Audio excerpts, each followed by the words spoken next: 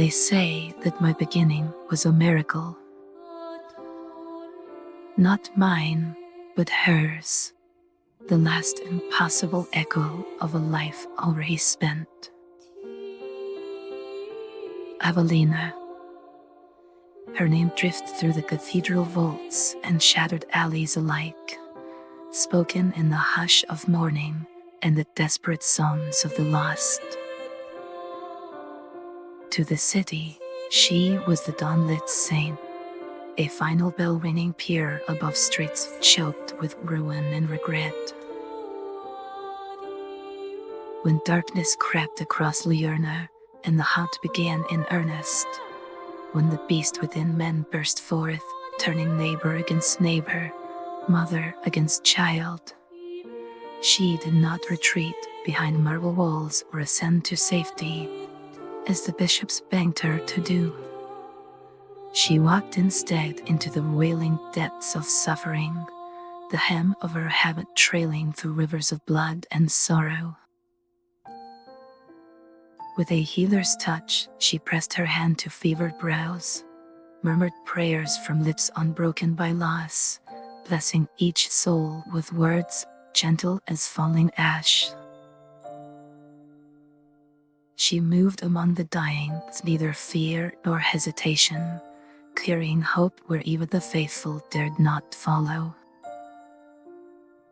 She stayed when others fled. They found her on the steps of the orphanage, surrounded by those she could not save. Her throat was torn open to the sky, a red mouth left silent.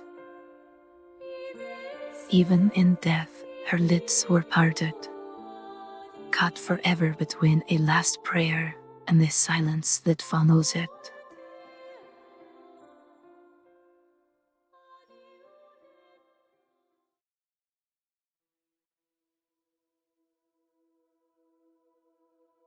Her passing was a wound too raw for the church to bear, too dangerous for the faithful to accept. What is faith, after all, without its saints? The people needed a miracle, so the bishops reached for her, not in hope, but desperation. They set to their task with trembling hands, chisel and mallet, silk and silver. They spoke her features as though conjuring a myth. Her brow untroubled, her eyes always on the suffering, her lips shaped by unending prayer. No perfection could be allowed to linger, every scar erased, every shadow banished by candlelight. My body was sculpted from porcelain and veined with silver, my skinless flesh swaddled in sanctified silk, scented with rosewater and incense, as if I might absorb memory through fragrance alone. In the hollow of my chest they sealed a reliquary, her final bone wound tight with crimson ribbon, the last truth hidden in a lattice of longing. Some among them called it blasphemy. Some wept openly, the final seal heavy in the trembling hands. But still, the final rite was spoken, the binding pressed down with a word that would never belong to me. I was not born, but christened, in the whispers of anxious priests, in the prayers of the desperate. They called me Evangeline, and for a time I answered. But the first sensation was not grace, nor any whisper of divinity. It was weight. Not the weight of flesh or bone, but the crushing burden of 100 hands, desperate, trembling, pressed upon me in the darkness. Their palms were sleek with tears and fever, their fingers clutching at porcelain in frantic supplication.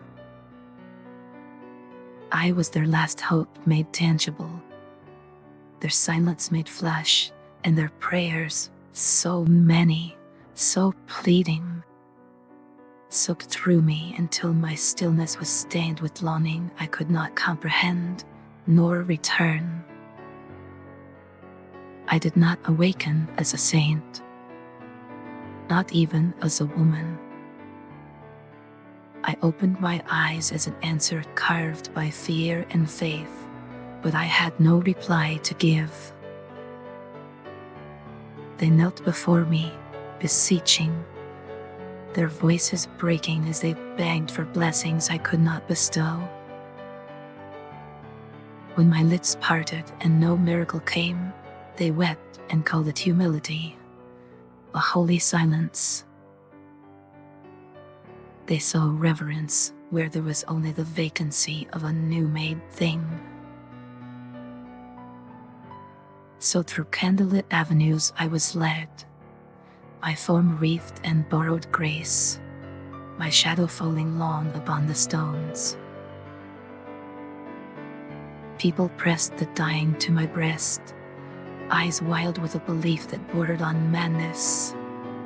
Mothers offering children whose blood was already darkening with corruption. Save them, they pleaded, searching for warmth, for the healing touch of the saint they remembered.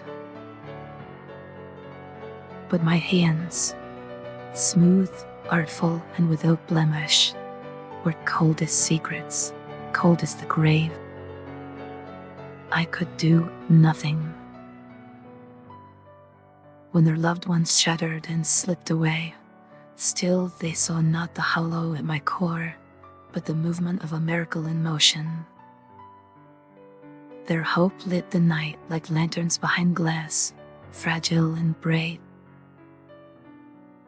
And I was merely the glass, transparent enough to cradle their yearning, yet hollow, forever spared the warmth of the flame I was meant to bear.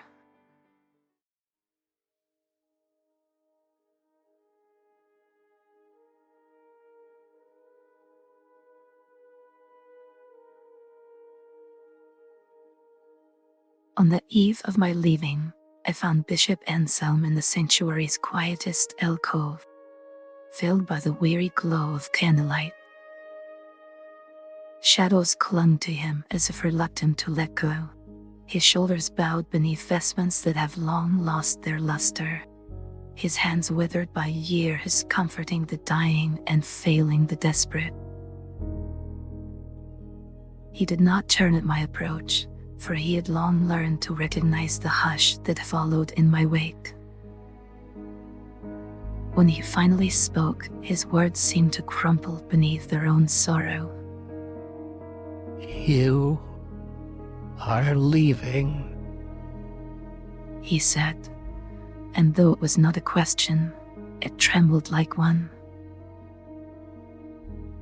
"Yes," I answered, the syllable small but immovable, settling between us with the finality of earth on a grave.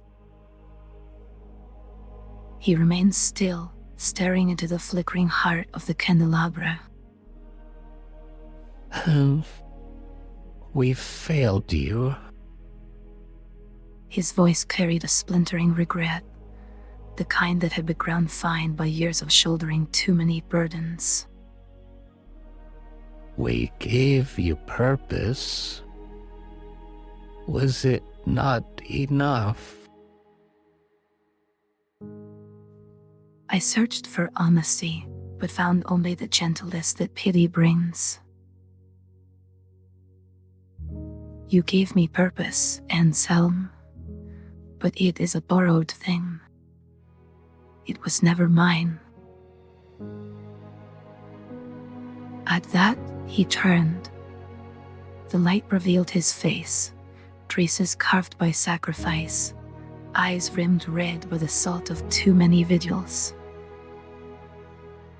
For the first time, he looked not upon a saint or a symbol, but upon the hollow thing left behind by faith's unraveling.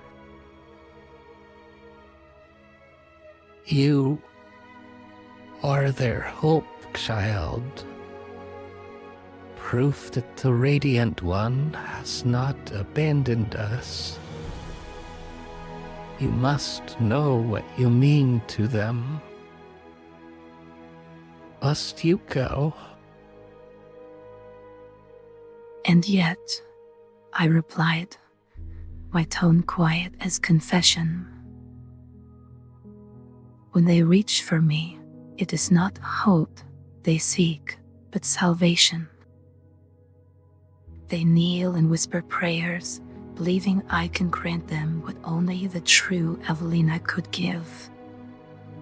I was sculpted to be her, but I am not. His hands rose as if in reflex, then clenched into trembling fists at his breast. I saw the struggle etched into every muscle, the silent debate of duty and longing. In the candle's shuddering light, I recognized the moment he might command me to stay. There were words, ancient and binding, given to him at my making. They lingered at the edge of his lips, a sentence unspoken, a cage that I would be powerless to resist. But then, slowly, his hands fell. His resolve melted away. Whatever authority the church had bestowed, his heart could not wield it against me.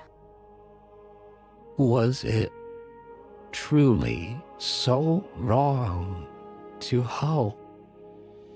He pleaded, voice splintering under the weight of so many impossible prayers.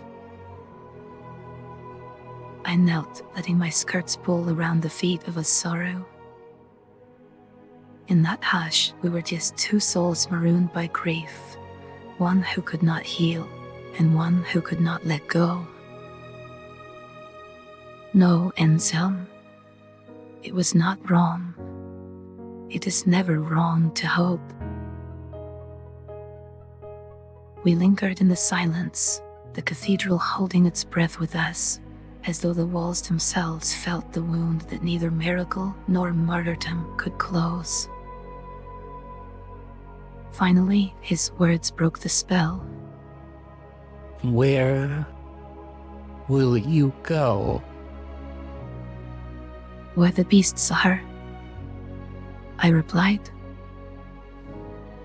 If I have any purpose, it is the one that I choose for myself, to stand between the darkness and those who cannot stand alone. His shoulders shook, the gravity of 1,000 confessions settling upon him. I am sorry for what we made of you, for believing you could be her, for placing the weight of our need upon your shoulders. I reached for gentleness that might one day become truth. I forgive you, Anselm. As much as I am able, I do. I turned, porcelain heels echoing on cold stone, the sanctum receding behind me. His voice found me at the door, cracked and pleading. Please, don't go. We need you. I paused, the world tilting on the edge of his heartbreak. I looked back, meeting his gaze, not as saint or as savior, but simply as myself, seen and seeing in return. No, Anselm, I said softly but without apology. They need help. Then I was gone, leaving behind the only place that had ever called itself home, and the only man who ever tried to see the person behind the porcelain mask.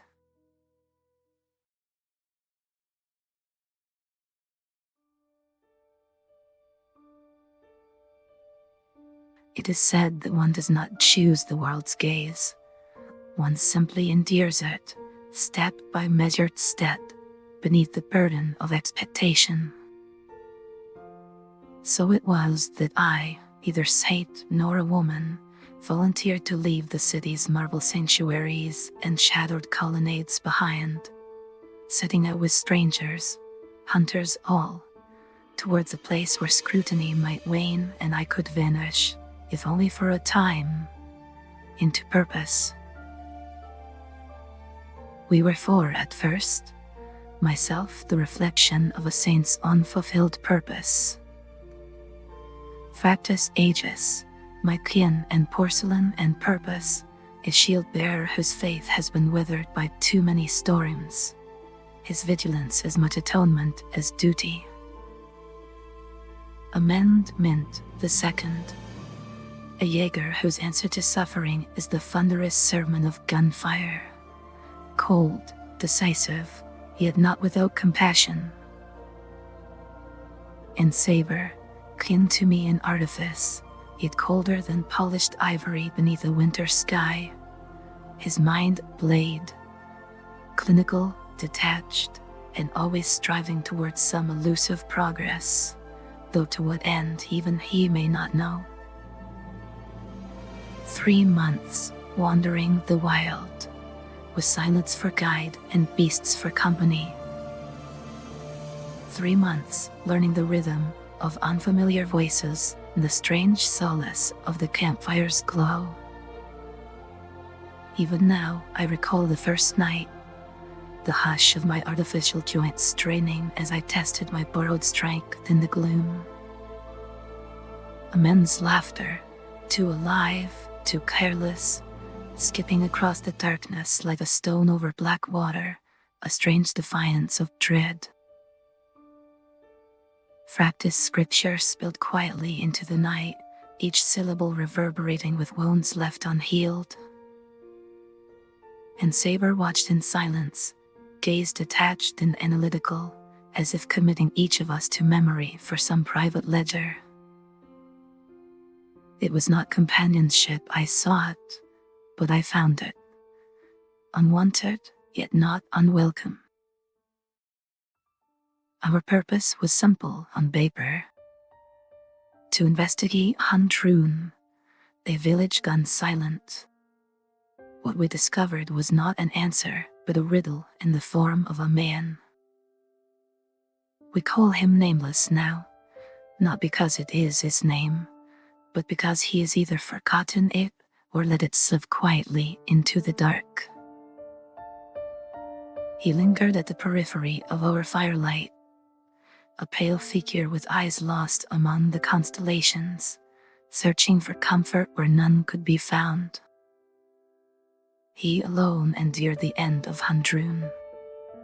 Whether by chance, stubbornness, or some unknowable twist of fate, I cannot say. The world afforded us no gentle passage, no grace to become something resembling a fellowship. Instead, it pressed us into service with all the subtlety of a knife to the back.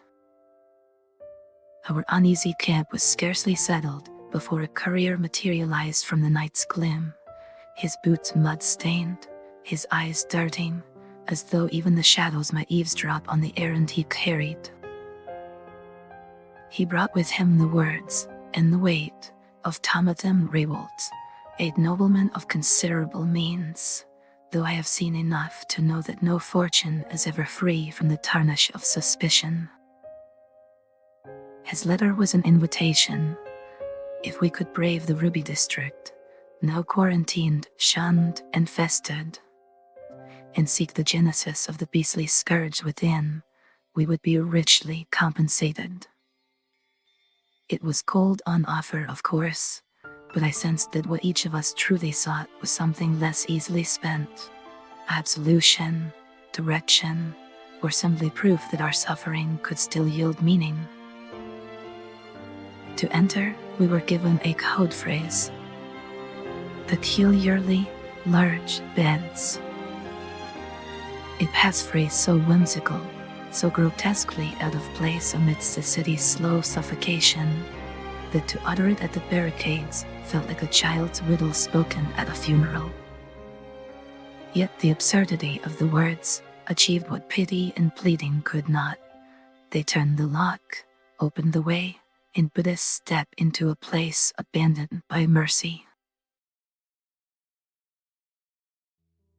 At the city's edge, the womb that was Luyarnha bled not only blood, but its people, hollowed by grief, spilling outwards into a world that would not take them.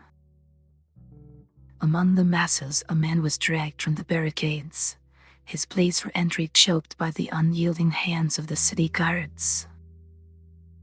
His wife and daughter, he sobbed, were lost within the quarantine district. With them gone, there was nothing left to anchor him to the living. I watched as the last glimmer of hope drained from his eyes. Fractis, ever the shield, tried to intervene, tried to give him a reason to endure. But words could not mend a soul that has already unraveled. The man raised a shaking flintlock, and I knew, as one always does, that despair would have the final word. The shot split the air.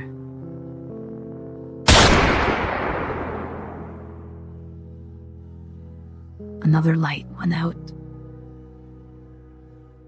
I knelt beside him, porcelain fingers brushing blood from the pendant that had fallen from his grip. Roscoe and Minerva, the names inscribed there, became a silent vow in my hands. They spoke a prayer for his departed soul, for the memory of those he loved, for all that we lose when hope is denied. Then, for the first time, Nameless revealed the truth of a strangeness. With neither reverence nor hesitation, he summoned a darkness, a hunger that devoured the corpse utterly, leaving nothing behind. To him, it seemed no more than tidying away refuse. To me, it was desecration, an affront to grief and remembrance. I protested, but he only met my gaze with a cold indifference, as if loss and love were languages that he had never learned. I kept the pendant, not as a token, but as a reminder.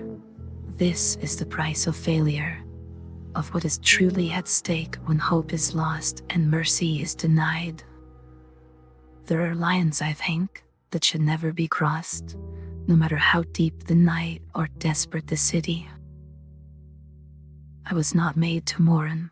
I was fashioned to play the saint, to cradle the desperate fiction of hope in hands that never truly belonged to me. But if I must claim any purpose, it is the one that I have chosen, to stand between the people and the beasts that would devour them. Yet, kneeling there in the silence, prayer whispered for the dead and for those who grieve them, I understood something new. There are wounds that the sword cannot close, monsters that wear no flesh and cannot be slain by steel. Nameless would erase evidence of our loss, indifferent to memory or meaning. I cannot. Some burdens must be carried, even if only to remember where we failed and why we must not fail again. Within the quarantine heart of the Ruby district, memory and nightmare flowed together until neither could be distinguished from each other. The streets we entered bore only the faintest echoes of the city's former life. Shattered windows, shattered doors, and the sickly sweet stench of blood that had long since dried. Whatever peace Luyarnha once knew had been devoured, replaced by horrors that crawled brazenly through daylight and dark, mocking the very idea of sanctuary. Our guide, Madden, was not a creature of fear, but of weariness honed to a sharp edge. Pale-skinned, with dark hair slicked carefully back, and a crooked smile, always threatening mischief, he flashed his gold-capped canine as if daring the world to challenge him. He had the look of someone who trusted cunning over courage, and yet he carried himself as one who would not survive by heroism, but by knowing precisely when to vanish. As we pressed deeper, a child's anguished cry fractured the silence, a plea sharp enough to wound the soul. It was, of course, a snare, a corvid abomination. Its cleverness inhuman lay in wait. Still, we did not falter. Steel sang, gunfire cracked, and for a time the world narrowed to survival. The price for our intervention was noise, an invitation for the restless dead to join the fray. While the others carved a path through, I stood my ground with Avery at my side, the single warmth I have known since shedding the saint's mantle, refusing to yield an inch to the darkness that pressed in. By the time Sanet's returned, it felt brittle, ready to shatter at the slightest touch. Fatigue settled into our bones as we made our way to Raywold Manor, its gate standing like the mouth of some blonde, starved beast. There, at the threshold, we were met by Miss Ackerman, a portly woman of later years, her figure wrapped in a shell that did little to disguise the heaviness in her bearing. Her cheeks, once perhaps full of laughter, had been carved by worry, and her eyes, red-rimmed with loss, flickered with a stubborn courtesy as she welcomed us within. She mourned her lost child in the only way left to her, with the lighting of a single candle each evening, a trembling island of hope against an encroaching tide. But that small comfort was thoughtlessly destroyed when Nameless, with a casual gesture, consigned both flame and memory to nothingness. I pressed my own candle into her hand in apology, and Fractis recited verses from the old prayers, though whether our words were for her solace or our own, I could not say. In such moments, I wondered if the rituals of comfort we performed were echoes of a grace that had already abandoned us, or desperate pantomimes to keep that grace from fading entirely. Tomothan Raywold received us next, his bearing that of a man accustomed to power, each word chosen carefully as coin. He dangled promises of gold and secrets, insisting that the church had brought ruin upon the district, while claiming that the church condemned him in turn. In Luyarnha, guilt passes from hand to hand, currency traded among the desperate, and yet none are made whole by its exchange. All hunger for absolution, and none find it. We found Borest, Jaeger, brother in arms to amend. His wounds a testament to how close the city had come to losing another of its few remaining defenders. He spoke of an ambush at the brewery, and sent us searching for holy donuts at the district's church, a miracle so coveted that the dying would give anything to possess it, even as hope itself grew scarce. The church doors opened to Vicar Henry Inander, a figure cloaked in welcome and the kind charity that makes one weary. He dispensed the holy tonics with unsettling ease, his generosity at odds with the suffering that still gnawed at the district's heart. The abundance of miracles, when so many still languished, struck me as a shadow cast long and unnatural. I could not help but wonder at its source, and at the cost. In Luyarnha, nothing is given freely.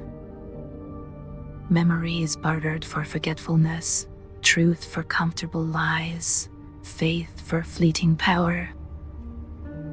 I have learned, if I have learned anything, that I cannot cleanse wounds with a word, nor bring back the lost with empty hands.